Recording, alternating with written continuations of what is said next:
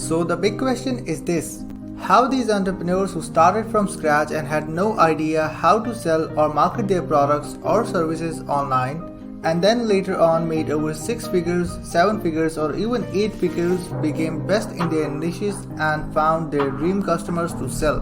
My name is RJ Ahmed and find this all out in our Interviews with Entrepreneurs show. I interviewed these entrepreneurs and tried to pick their brain of how they actually did that and how they took their business as well as their life to the next level. This podcast is all about the entrepreneurs who strive so hard to become super awesome in their niches. Welcome to Interviews with Entrepreneurs.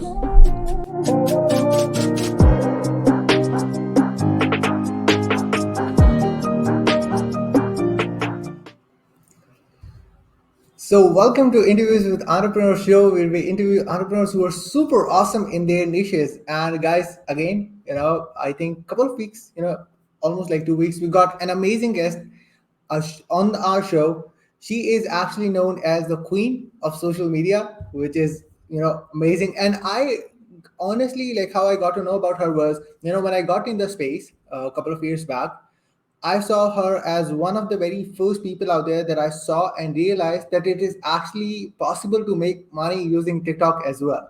And I was like, is that even possible? Like, isn't was there like only like people dancing and not making money out there? Wasn't like that type of content creators? But I started to realize that there is other side of way to make money as well. So as we mentioned, she is known as the queen of social media out there. She have a award-winning social media marketing agency, The Viral Touch, and she's the founder and CEO of Social Media United. She began her journey like not like that far, but like in 2016, and in the next 6 years out there, she created a multi-million-dollar business. She is a mom of three, which is amazing, and we're going to talk about a lot of things as well. So please welcome today Rachel Peterson. So yeah, Hello, hey Rachel. hello. I'm so excited to be here. Can I just real fast, first and foremost, say that intro was so good. Like, I was sitting there like, no way. It is amazing. Don't you guys think? Like, geez, that is good. Let me know, guys. Then let me know. Well, Rachel, thank you so much for being on the show today. I'm super excited to have you. And how is your day so far? Oh, it's great. I always love Fridays. Normally, Fridays are completely blocked off from calls.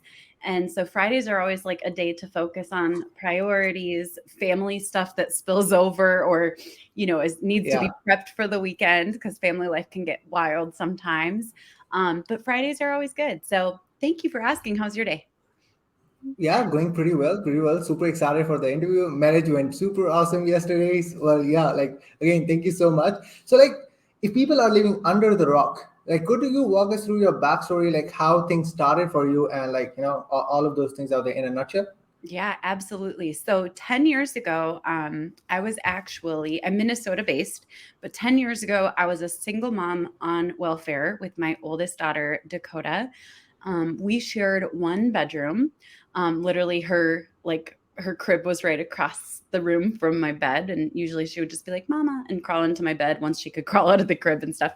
But I grew up in a very different scenario than what life looks like today, to be to put it mildly.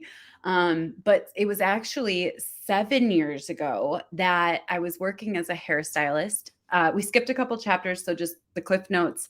I became a hairstylist. I got married to my amazing husband, Paul, and started to build my hairstyling business at one of the top salons in Minnesota. And one day a client came in and I was, giving her highlights and she started talking about her husband's business. And we just started talking about social media. And it turns out they needed help. And I said, I figured out a few things. I don't know everything about social media, but I know how to like set up a channel and post content. And she was like, oh, can we hire you as a marketing consultant? And I was like, sure, I guess. And so that was actually my first adventure. That was my first client. I remember it was $15 an hour. I learned so much on the job with that particular client. And back then, I did not feel like an expert. I definitely didn't have a following or Yeah. credentials and experience. But what I knew was they needed someone who could help them where they were at. And I was able to be that person for them. So that was my first real adventure into marketing, and I became hooked. Wow. Like, what an amazing journey you had. And, I remember one thing about you particularly, also like by watching the TikTok and also, being in the world, watching you a couple of years now, is, it was not a lot of time until you got, quote unquote success in the eyes of the people out Mhm. there. You got in, probably in a year or so out there, started to have like a six-figure business out there, like six-figure months and all of those things out there. Like, how you felt about of that drastic change, let's say in a year or so your life got changed, like, the whole different dimension, like how you felt internally about that when you saw that. You know, there's actually some really interesting context in this. So I'll just share because Yeah. when I first made $100,000 in a year, I was like, oh my gosh, I think we made $119,000 in our first year in business. It's not super surprising because everything I do, I'm always like, I'm very impatient. So I like to do things really hard and fast. Like if I'm going to fail, I'm going to do it really hard and fast. If I'm going to succeed, I'm going to find out really quickly. When I discover a new Mm. strategy, I implement it very quickly, very aggressively to test. I always want data quickly. So we grew pretty quickly there. However, I still struggled a lot mentally with the idea of what if I just wake up tomorrow and lose it all? Like, what if everything's gone? There's no more safety net. It was actually really, really freaky. So there was one set of challenges there, but there was also another set of challenges going to 100K months. There were a Yeah. lot of challenges. And I just remember I didn't mentally prep myself for the actual success. I didn't work on my mindset or my money beliefs. And so I just want to let everyone know real fast, if you don't learn about money mindset, financial literacy, budgeting, um, profit and loss, like if you don't learn it while your business is small, you'll learn it on a much more painful scale as your business grows. And so I struggled a lot with keeping up with the financial growth of our business. And even when, this is going to sound really crazy, but even when we were having crazy big months, I was struggling to make payroll because I was not financially intelligent at all. I was really Mm. financially stupid and irresponsible still because I was so used to not having enough that I recreated that same situation once our business was thriving. That's super interesting. And there was a saying, like, it's not about like how much money you make, it's like how much you keep Mhm. initially. And that is the part of the financial, kind of literacy that you mentioned. And I Yeah. remember, a couple of days back I was watching like one of the interview out there that you did, and you mentioned about, if we talk about social media in general, social media is, a blessing as a curse. And Yeah. what I really believe is we as an entrepreneur are the only, people out there that acknowledge that there is a problem and go ahead and fix it. So Yes. social media is a blessing, but it is kind of a curse as well, where people Mhm. feel anxiety, like just a dopamine, and Mhm. what are the general, cases of like that, what you see either with your clients or like someone else out there that are the part of your audience, and like what do you think like should be the alternative way either to fix it or, kind of like optimize your own routine or Yeah. something like that in general. I think one of the most wonderful and frustrating things about social media is that you do get real time feedback Yeah. and you can't limit who that feedback comes from. So you're going to get people from all different beliefs, walks of life, experiences, good and bad, who can suddenly in an instant see your content. And so most people are not prepared for that. I remember True. that I went viral for the first time in 2016. And when my post went viral, it reached 11.3 million people. It had like Wow. 60,000 shares and 400,000 reactions. And I was completely not prepared for that. And I knew that. And so when I started to read the comments, I got a couple comments down and I was like, I think wisdom pops into my mind and said, don't read these comments right now. Yeah. Wait until later. And I think that can be one of the toughest things. But because we are so vulnerable when we put ourselves out there on social media, we take every comment as like direct feedback, direct, and it can either be a direct boost to your confidence Hmm. or a direct cut to your confidence. And so one of the best things that I recommend is, beyond connecting with the first people who comment, sometimes you actually need to give yourself a break so that you can kind of callous over the vulnerability of that particular piece of content before you're going to read the comments, so that you're not basically triggering yourself back into fight or flight. Yeah, like, one thing that you mentioned around that is the story of your virality. When you got viral with your content out there. I've been, as I mentioned, I've been following you on TikTok as well from a couple of years out there. But before saying anything, but I really appreciate of you being you. Thank you. Who you being who you are, particularly regardless of what are the opinions. Because obviously I've been watching the content. I see like crappy comments like all over the place out there. I Yes. really appreciate for you being you. So, Mhm. how you think about people should be in us, as you mentioned, that is also dopamine, like stay away from all of those things out there. But in the initial start, when people are getting into a space and they're getting oppressed by the opinions of other people out there, when they started publishing, how you think people should go in and handle that situation? You got viral, so that masses exploded, and the Yes. opinion exploded as well, which Yes. wasn't mattered the most, definitely, because it is what about what you believe Yep. initially. So, like, what's your initial thought is for a beginner who's getting into the space, planning to create content, could be anywhere, but like get bombarded by negative influences out there, and like just get affected by it.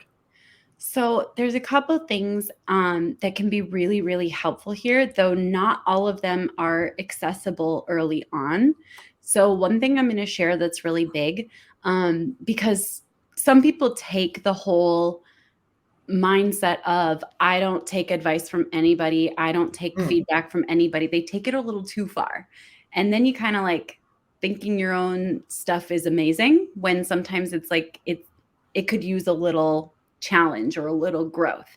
Or Yeah. sometimes people will get so hyped up on their beliefs that they forget there are people from different experiences and backgrounds. And so as you build a team and intentionally curate who you want in your life, this is going to sound really wild and it goes kind of against a lot of the advice that's out there. Like everyone says, just surround yourself with like positive people who encourage you. Well, yes. But you also want to know that you have checks and balances. Hmm. So, for example, I love my husband and he is my biggest supporter, and vice versa. But he does not think that everything I do is flawless. And he will let me know when I've crossed a line or when something just isn't hitting. Or he'll say, Rachel, I just really don't feel like that piece would serve people the way that your heart wants to serve. So I think you should skip that one. Same thing is true with my assistant and my team. They're very honest with me and we have open discussions. So I have not surrounded myself by yes people. They are still encouraging and positive and mission oriented. However, they'll call me out if for even a half a second my ego gets too big, which is Yeah. actually a blessing. Now, that being said, before you have a team, because as you get bigger, I actually recommend checking comments less and less. The less you can check comments, the better. But that's not always accessible until you have a team around you. And as long as your team is honest and grounding, you're golden to True. not check the comments. Most of the time, your team can check them for you. Until then, what I recommend is never check the comments when you are sick, tired, insecure. I'm going to say a couple more. Sorry if this is not right for anyone else. When you're on your period, when you're pregnant, or when you're Yeah. insecure, hurting, grieving, healing. Okay. So don't check the comments during those times because you are particularly vulnerable for those things to cut. Regardless of where you're at with your growth and development, every single person can do a little bit of work on their self-worth, their self-esteem, etc. And that can be done through therapy. That can be done through a lot of different mechanisms, reading books about healing, because that work will always pay off and shorten your recovery time if you get a particular comment. that hurts. Now, I want to share one last thing, and I'm sure you have questions because it's like this is such an interesting topic. I used to think there would come a point where comments wouldn't hurt. And I can officially tell you today, I haven't found it. Um, Comments still hurt. And it sometimes I have to remind myself it's because I haven't gotten hard. I haven't hardened myself to the world and the fact that, well, there's just a lot to that. They're always Yeah. going to hurt because we're human. It's a reminder that we're human. It's a reminder that it hurts when people are mean. And oddly enough, my stance on this has changed because I think it should hurt, if that makes sense, because it's not right. And so Mm. the comments still hurt my feelings, but my recovery is pretty quick now. As long as I'm doing the work to make sure I believe in my mission and my self worth. But I don't check comments when I'm sick, tired, grieving, mourning, etc. When I'm feeling vulnerable. Wow, wow, that is amazing. It is actually like it's actually like a crash course about like, okay, how to avoid like things like this when you're like not on the mood of getting on social media out there. And I can see like Jason commented like, it turns out you're still human, Rachel, even though you're a superstar. That's Well, yeah, amazing. like You're that's amazing. amazing. Well, yeah, like one thing that you mentioned around that is so true is they have to have someone out there to do constructive criticism on you. They could be someone like Yes. it could be a mentor, it could be anyone out there because we Yep. can't like just feed our ego like we're the only one out there, we're the coolest one in the room. Like Yep. all they have to be someone out there, but sometimes a lot of people or the masses opinion out there kind of doesn't matter, but it kind of like hurts at the end of the day as we're still human. Yes. Like it just evolves, I believe, like over time. And that's amazing. Like that's so awesome. So like tell me about when you actually went on and discovered TikTok for you. Like I've been watching you from a couple of years out there, but when you first got into TikTok and started to realize, okay, I can be an entrepreneur and plus a content creator TikTok out there and like shift that platform to my business as well. Yes. Okay. I think it was around 3.5 years ago. What I know is it was about 5,000 TikTok videos ago, which is wild. I actually never planned on getting on TikTok. So Interesting. Russell Brunson hosted an affiliate mastermind in the Bahamas for his top affiliates for his book. I think that one at that time was, I don't remember which one it Good was for secrets, that one. I believe. It might be. Yep. So we hosted this mastermind and brought us all out to the Bahamas. It was so cool. And while we were there, Annie Grace, the author of This Naked Mind, she's a close personal friend of mine for several years now. And she goes, Rachel, you should really get on TikTok. And I was like, what's TikTok? Mm. And she said, oh, it's this platform for like dancing and singing and being silly and lip syncing. I think you'd really like it. And I recorded my very first TikTok there. It's the first video on my whole account. Now, what's really interesting is it took a while, a very long while, for me to find my groove with TikTok. There wasn't a playbook on how to crush it for business. Now, I will say True. a lot of people were speaking on how to go viral, and that's great. But going viral doesn't necessarily change your business. And so, while I could take advice from some of the experts and gurus out there about how to go viral, viral for viral's sake can actually sometimes damage your brand. So, I wanted to figure out how do I make this work for business? And at first, it was something I just did in the after hours. And as we started to grow, we were like, let's make this a priority. Now, to give some context, I had about 60 followers when I jumped on TikTok, so not very many, about 3.5 years ago. And I started posting videos and nothing really worked until one day I posted a video and the next day I woke up and it was at like 9,000 views. And I was like, oh Wow. my gosh, there's something here. And so I continued to create content. And then within a couple of weeks, I posted another video that reached over 50,000 views. So Mm. everything started growing and I saw this is a huge potential and I just went all in.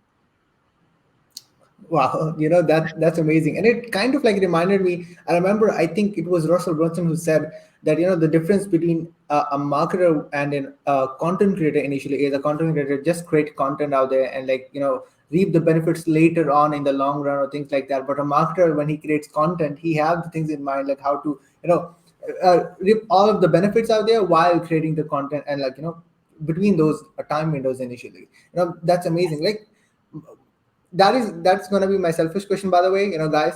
But have you ever saw the clients who might be under your agency or like things like that for TikTok, who were in a different country, maybe not in a tier one country out there in particular out there? Because what I saw is, I'm living in Pakistan out there, so that's Mhm. basically a tier three country. The problem people face here is the content is completely different way they're trying to reach out. They're trying to reach out to people living in tier one countries, but they're still like watching these like Pakistani people out there dance all the way around. Not the perfect fit of an audience.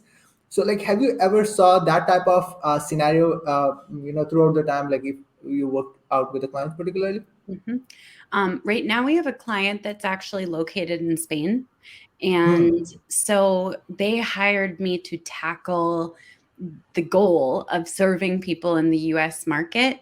Um, Now, what's interesting is, in order to actually experience the TikTok full experience, from what you see to who your content reaches fully, there's a whole process that includes a different phone, a different SIM card, something to do with incognito, and also like a VPN. And I don't Hmm. have that perfect cocktail put Yeah. together, that tech cocktail or that tech stack, but there is a way to do that. When my Spain-based client came to me, they said, "We just want you to just do it, like help us do it to reach the US market and get this account established in the US." And so I did do that, and it worked around all the problems very, very quickly. The other thing I've noticed as well is, since I'm the main person on the account and I'm creating a lot of the content, they're licensing my face actually for their brand, Hmm. which is really cool. And I believe in their mission, so it's easy to say yes to that. But when they create content on the account, it's still reaching a US based audience, which is really surprising. Isn't Yeah. that Yeah. fascinating? It is actually, never thought about it. Oh, So okay. fascinating. Yeah, that's actually amazing out there. And never thought about that, honestly. But yeah, like that's a great idea. So I don't want to take like too much of the time out there. I have like a couple two questions out there, Good. particularly one that I actually want to ask is, you've been in the space for a couple of years out there. You provide like social media marketing services out there as an agency. Fast forward today and moving over for the next 5 years out there, how you think so this social media marketing, whole agency gonna be? Like, is it gonna be saturated? Is there any adaptation you might see later on in the future, let's say in the next 5 years? Like, what do you think about it, or what your assumption around that is? One of the biggest things I see, the best sentence I can explain it with is, I believe that the cream is going to rise to the top over the next few years. And so less and less businesses are going to be hiring the agency that markets themselves the best, and instead Yeah. looking for who gets the best results. Um, Even sometimes if it's not even aligned with branding. And so I think that there's going to be a big separation in the agency and freelance world for those who are actually getting results and actually able to share those wins and track metrics and not just post content for content's sake. I think they're going to actually become rare, hard to find, and they're going to be able to charge premium pricing versus the rest of agencies and freelancers, where I see a lot of just posting content for content's sake. It's almost more content creator style. There's not an ownership Mhm. of understanding that content needs to do something or bring Yeah. people somewhere. And I think that's going to be really, really highlighted. And there's going to be a separation of like top tier agencies and agencies that just put out content. Yeah, that's a good Mm. question. Yeah. Super super interesting out there. And let's talk about your book. You're coming up with a book right now. I know, like, there are people out there who are getting on pre-orders and all of those things out there. We're going to talk about it, and we're going to talk about like how people can go and get it as well in the pre-order. Thank you. So like, let's talk about your book, like what it is, what it's all about, and everything in general out there. I know like so many other amazing marketers are kind of associated with it as well. They talked about like how amazing initially that is, but I want to know from you like what your book is, what it's all about, and everything in place. Well, thank you for allowing me the opportunity to speak about my book because I'm super excited. So, my book is published by Hay House, which was the dream company for me to work with. They've published so many of my favorite books. And it is called Unfiltered. And one of the Yeah, things you'll notice very quickly when you see the cover of my book is it's not a normal book because the top half of the book is a very business professional photo. It's actually the same photo, but yeah. there's a very drastic top half and bottom half. And so the top half is like everything looking polished. And the bottom half showcases for lack of a better word, underbelly. Literally, Hmm. it shows the things that aren't broadcast on social media and the realities of being a mom in business and how sometimes you're only presentable from the top up and sometimes you're wearing sweatpants and sometimes your kids barge during a conference call with a big client. Like all those things are realities. And so Unfiltered is a book all about supporting business owners and aspiring business owners to recognize you don't have to pretend that you have to be super put together. You can be yourself Yeah. and still build a successful business. People will love you not despite who you are, but because of who you are, and be magnetized towards that.